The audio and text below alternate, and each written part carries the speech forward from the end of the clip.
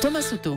Christine Lagarde, la patronne du FMI et à ce titre la vigie de l'économie mondiale, vient de publier son dernier bulletin de santé de l'économie. Bon, c'est pas brillant.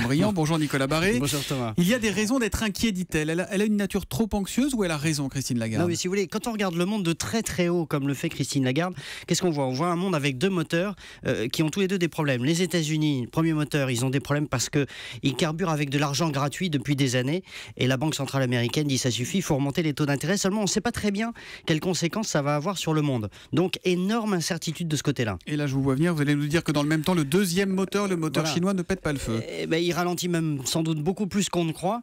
Vous savez, un bon connaisseur de la Chine m'a donné l'autre jour un truc pour voir quel est le niveau d'activité en Chine. Vous savez qu'ils importent énormément de matières premières d'Australie, du charbon, des métaux, etc.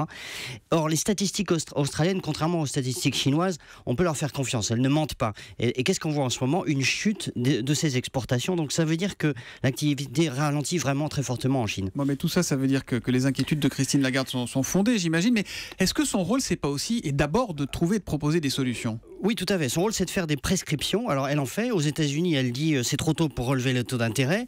À l'Europe, elle dit vos banques sont encore plombées par des tas de créances douteuses. C'est l'héritage de la crise. Il faut faire un grand nettoyage.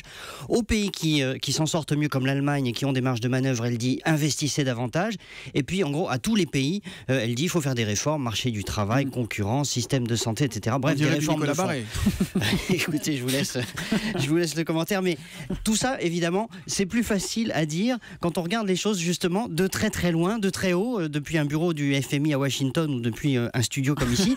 Et donc c'est une autre paire de manches quand on doit passer aux actes et aux travaux pratiques et quand on a surtout des comptes à rendre à des électeurs. C'est la limite du rôle du patron du FMI. Et même si ces remèdes sont bons, ce n'est pas elle qui va les administrer à chacun des pays. Moi je vous verrai bien, prochain directeur général du Fonds monétaire international, non? Bon, en attendant, vous êtes avec nous tous les matins à 8h10. Nicolas Barré, directeur de la rédaction des Échos pour l'édito Écho.